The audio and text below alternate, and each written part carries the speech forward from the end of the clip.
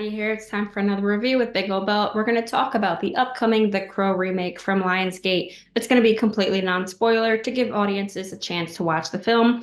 For my light spoiler review, you can head over to Gotham Geek Girl. I'm going to break down a little bit of what's happening here. First, I want to say Lionsgate is emphasizing that The Crow film is a reimagining of the graphic novel, and it's not a remake of the 1994 classic. Definitely not a remake because it's nothing like The Crow. So first, the so-called reimagining of the original graphic novel.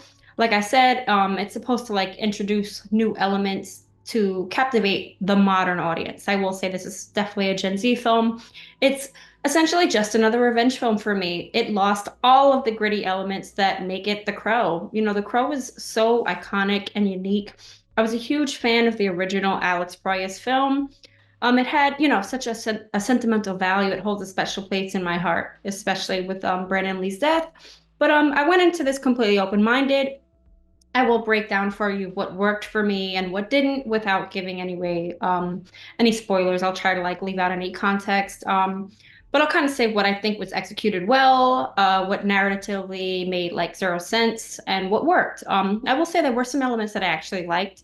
Um, Essentially, while trying to separate itself from the 90s cult classic, it essentially loses its gritty charm and core elements of what made the original film so distinctly unique. I will say though, the bloodshed is great. It's Bill Skarsgård. We love him. The bloodshed's superb. Twigs' chemistry is undeniably magnetic. I love these two together. They have great chemistry. And the reimagining actually does kind of pull a couple, I'll just say maybe one or two elements from the graphic novel that were done well. So Soulmates Eric Draven and Shelly Webster, they're brutally murdered when the demons of her dark past catch up with them. Given the chance to save his true love by sacrificing himself, Eric returns to seek bloody revenge against the killers traversing the world of the living and the dead to put the wrong things right. So the film comes from director Rupert Sanders. It will be in theaters on August 23rd, 2024. So first I want to say all the best parts were shown in the trailer. There were some great violent scenes, but all of these were already shown. The highway tunnel scene, we actually saw this at CinemaCon. This was one of the most exciting scenes in the movie. There's another scene later on, maybe towards the end, that's pretty exciting. But it's literally biting off of John Wick. There's like a mix of like fake goth culture. Essentially, I'll call it the new hot topic, real hot topic, old school hot topic, know what I'm talking about? But every single aspect that made The Crow is gone. It's just another revenge movie. It's literally Boy Kills World without the color. There's some bloody fun action sequences though. The blood is great. So for fans of violence and action, you may enjoy some of those scenes. There are a couple more memorable moments. There were very few creative premises from the graphic novel that worked, but it's nothing in comparison to the 1994 film. Like I said, it completely lost everything that made it The Crow. So Skarsgård is credited as Eric the Crow. He's an undead revived musician. FKA Twig stars as Shelly. She's his love interest. Danny Huston as Vincent Rogue. So he's the main villain. He's a demonic crime lord. And Josette Simon is Sophia. Sophia, Shelley's mother, Lauren Byrne as Marion, and Rogue's right-hand woman, Sammy Bulija is Kronos, and he guides Eric in his mission. Okay, so I don't want to get into any spoilers, but first we'll say this. The film starts off with a backstory that kind of hints at like a troubled past, clearly goth culture. He's super emo, tatted up, cuts himself. He had a troubled life. They reference that his mom was an alcoholic. He had a troubled past. He sees like something that essentially is ingrained in his brain and haunts him for the rest of his life. This is a sequence that actually was taken from the comic that was not done in the 1994 film. So the backstory did change a little bit.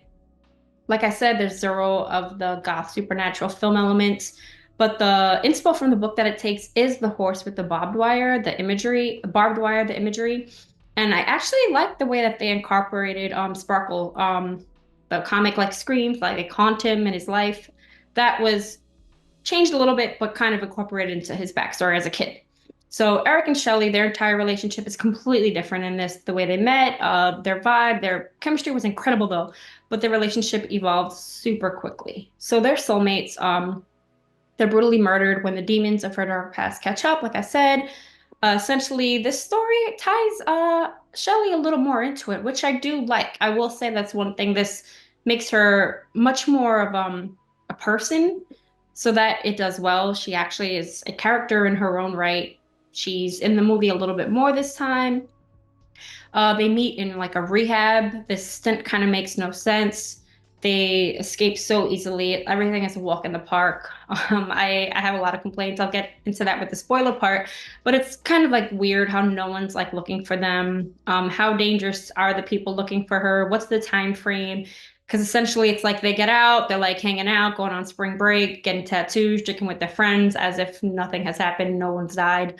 The road company didn't have enough resources to track Shelly down. It's kind of like they just do everything conveniently. Like they make an excuse to make a rave scene. All the murders are like lackluster. The main murder is actually lackluster in comparison to the comic and the original. I'm not saying that it has to be a rape, but just the whole premise, if this is supposed to be taking things from the comic, it kind of didn't take much. His accent goes in and out. He's like English, then he's like a Midwestern country boy. The like I said, his finding him should be a priority. He literally escaped death. The main opera scene is cool, but it doesn't make a lot of sense. How does he know like how to separate who's bad, who's good? There's no cops in this entire movie, which is ridiculous. Except one, which we'll talk about, but it's not who you think it is. It's not our friendly buddy.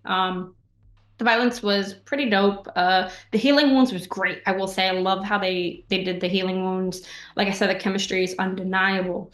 And like I said, I like that Shelley's more fleshed out. We see a lot more than flashbacks. You know, FKA is known for her beautiful voice, and I like that they at least tied her music to her backstory. I wish they gave a little more context to her mother. I won't get into that, but they really do branch into like the music with her personal story, which I liked. Building her character up. But at the same time, the violence and gore and the blood are not enough to save this movie. Well, I do like the updated villains. Like I said, I won't get into the spoiler part, but they're not like these stupid henchmen like they were in the original, which was, you know, it's outdated. So for a modern telling, these new villains were great. Well, the context of them was great. Danny Huston, who is Vincent Rogue, he's the Minute Crime Lord. We love him from Days of Night, American Horror Story. He's a great villain, but he's kind of very one-dimensional in this. He doesn't really do much. With their supernatural abilities, you would expect so much more from them and like a little bit more of like catastrophic events. And like things, like I said, happen way too easily. Essentially, like why are his enemies like a bunch of teenagers? They don't really delve into his past and what makes him such a powerful villain. Like I said, a lot of wasted opportunities. They really could have explored the Rogue, like their entire company and what they do. His right-hand woman, she's kind of not much of a powerhouse. The only resources they have is like one cop. It doesn't show what kind of reach they have. If this guy's been around for a century, why don't they have more power? The Fall of the House of Usher is a perfect example of the abuse of power. This guy should have been involved in government and like everything. So it's kind of weird how very flat the villains came across. Sammy Bojali, he's Konos, he's the spirit that guides Eric. I don't want to get too much into that, but the emphasis on the fantastic elements were only used when it was convenient. They never used the crow to its full potential. I really wish that the crow was more of a guy that he spoke with that would like show him, you know, like in the 94, he's like flying over and like you see things. And he didn't have any of his like acrobatic abilities. He didn't have any of his like one-liners. He's a writer, but he doesn't show his beautiful wordplay. Like in the comic and the 94, he literally taunts his victims with his words. Like there was no emphasis on him. You know, he cares deeply about life and purifying the soul. There are no metaphors. I really wish they didn't go with Eric. They should have went with another crow. There are other crows, but they shouldn't have went with Eric, especially with respect to Brandon. I think this movie completely lacks its own identity. It's like a Spotify skip playlist, like Gen Z literally hitting skip. The music is all over the place. It's terrible. There's nothing special. What made the 1994 film so special was the grunge style. It encapsulated the entire film. Everything was a part of it. Nine Inch Nails, The Cure. This is like, it's comical. it really loses itself. The grittiness of the original film, like I said, it lacks any of that. It just felt like a luxury building. There's no gothic churches. Literally, they're like hanging out spring break, like I said, getting tattoos, like in the studio, like a bunch of cool kids. I I don't know, man. It doesn't do it for me. The comic originally published in 1981, yes, I get it, but part of the grunge was essentially what made that movie so special. And I get like updating, making it modern, but I don't think it took any elements of The Crow that we love. So it's kind of a slap in the face to fans of the original and the comic. But let us know what you think and stay tuned for my spoiler review. I will definitely break down what went wrong narratively. Check it out.